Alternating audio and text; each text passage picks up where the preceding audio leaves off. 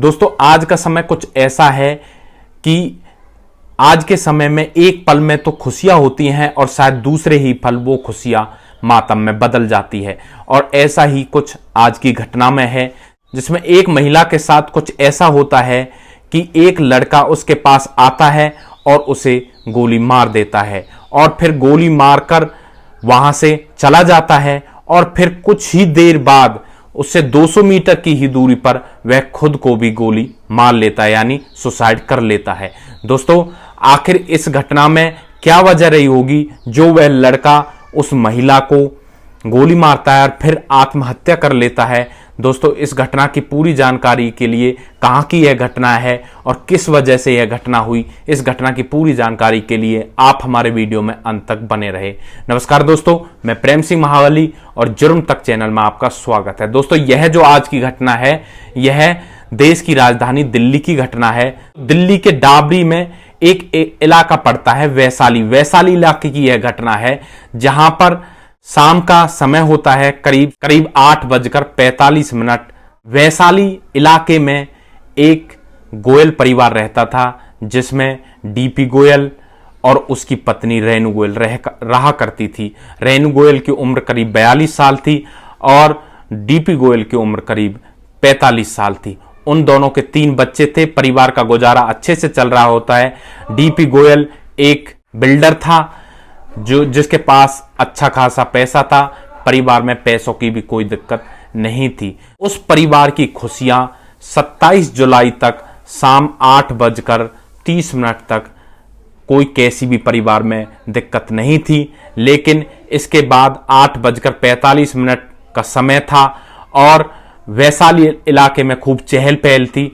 तभी वहां पर एक युवक आता है और एक गन निकालता है और एक महिला के ऊपर फायर कर देता है। दोस्तों गोली लगते ही महिला जमीन पर गिर जाती है और जमीन पर बुरी तरह से तड़पने लगती है। दोस्तों धीरे धीरे वह तड़पना भी बंद कर देती है और वह युवक वहां से चला जाता है। इतने में ही कुछ लोग समझ पाते कि आखिर मामला क्या है, कौन यह लड़का था, किसने इसे और कौन वह औरत थी जिसको गोली लगी है। इतने में ही दूसरी गोली चलने की आवाज लोगों को सुनाई देती। इधर जो दूसरी तरफ गोली चलने की आवाज आ रही थी तो कुछ लोग उस गोली चलने की आवाज को सुनकर उधर की तरफ भागते हैं और वहां पर देखते हैं कि एक लड़का जो उस औरत को गोली मार कर गया था उसने खुद भी सुसाइड कर लिया, यानी उसने अपने सर में गोली मार ली। दोस्तों यहां पर बैसाखी इलाके में मात्र 200 मीटर की दूरी पर 2 लाशें पड़ी हुई थी। दोस्तों इलाके में सनसनी फैल जाती है और सब हैरान हो जाते हैं कि आखिर यह क्या हो गया। अभी तो यहां पर सब कुछ ठीक था, लेकिन इतने में ही यहां पर 2 लाशें पड़ी हुई हैं। दोस्तों इसके पश्चात जो वहां के स्थानीय लोग थे वे इसकी सूचना पुलिस को देते हैं। दोस्तों पुलिस मौके पर ही आ जाती है और पुलिस तफ्तीश में लग जाती है कि आखिर वह औरत कौन थी और वह लड़का कौन था।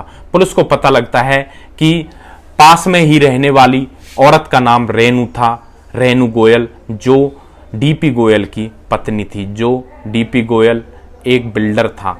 दोस्तों इसके पश्चात पुलिस उस लड़के का पता लगाती है तो पुलिस को पता लगता है कि लड़के का नाम आशीष था, जो वहीं पर ही पड़ोस में ही एक किराए के मकान में रहा करता था।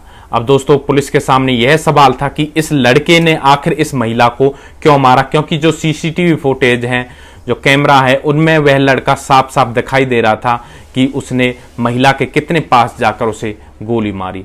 अब दोस्तों यहां पर पुलिस इस मामले की छानबीन करना चाहती थी और वजह का पता लगाना चाहती थी कि आखिर किस वजह से इस लड़के ने उस महिला को मौत के घाट उतारा और फिर खुद भी सुसाइड कर ली। यहां पर पुलिस के सामने कई सवाल थे।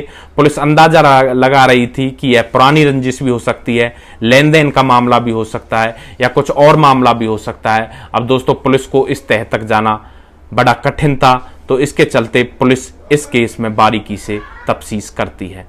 दोस्तों पुलिस दोनों डेड बॉडीज को अपने कब्जे में लेती है और जो उनके घर वाले थे उनको इस बारे में इन्फॉर्म किया जाता है और डेड बॉडीज को पोस्टमार्टम के लिए भेज देती है।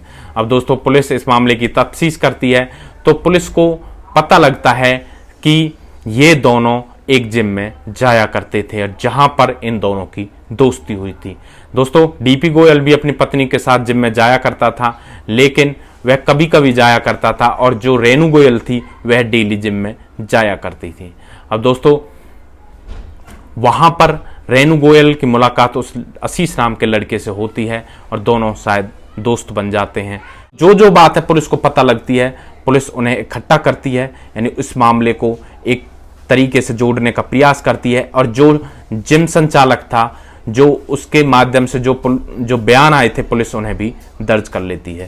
दोस्तों, पुलिस को पता लगता है कि जो वह लड़का आशीष था, उसका पिता एक लेबर कॉन्ट्रैक्टर था और आशीष पड़ोस के ही मकान में किराए पर रहा करता था। और जिस दिन यह हत्याकांड हुआ था, उस दिन जो उसका मकान मालिक था, उसके घर में एक प्रोग्राम चला हुआ था, तो आशीष ऊपर जाकर खुद को सुसाइड कर लेता है। पुलिस उन दोनों के मोबाइल को जब्त कर लेती है और उन्हें जांच के लिए भेज देती है। दोस्तों, जैसे ही कोई रिपोर्ट या कोई डिटेल वहां से प्राप्त होगी, तभी इस मामले के बारे में तह तक जा सकते हैं कि आखिर वजह क्या रही होगी, किस वजह से उस लड़के ने उस महिला को जान से मारा और फिर खुद सुसाइड कर ली। दोस्तों, इस घटना के बारे में आप क्या कहना चाहते हो? यहां पर किसकी गलती है? क्या वजह रही होगी कि जिसके कारण एक लड़का जिसकी उम्र मात्र 23 साल थी, वह एक महिला को जान से मार देता? इस मामले में जो भी राय है आप हमारे कमेंट बॉक्स में दे सकते हैं। अगर आप लोगों को हमारे वीडियोस अच्छे लग रहे हैं तो हमारे वीडियो को ज्यादा शेयर करें। जो हमारा चैनल है हरियाणा ट्रेंड पल उसको सब्सक्राइब करें ताकि हमें भी आगे बढ़ने का मौका मिल सके और आप लोगों का आशीर्वाद हमारे ऊपर बना रहे। दोस्तों, नेक्स्ट वीडियो में एक ऐसी सच्ची घटना, एक ऐसी लेटेस्ट न्यूज के साथ आपके सामने फिर से हाजिर होंगे। तब तक के लिए आप सुरक्षित रहें, सावधान रहें, रिश्तों की अहमियत को समझें, परिवार का ध्यान रखें, बच्चों का ध्यान रखें। जय हिंद, वंदे मातरम।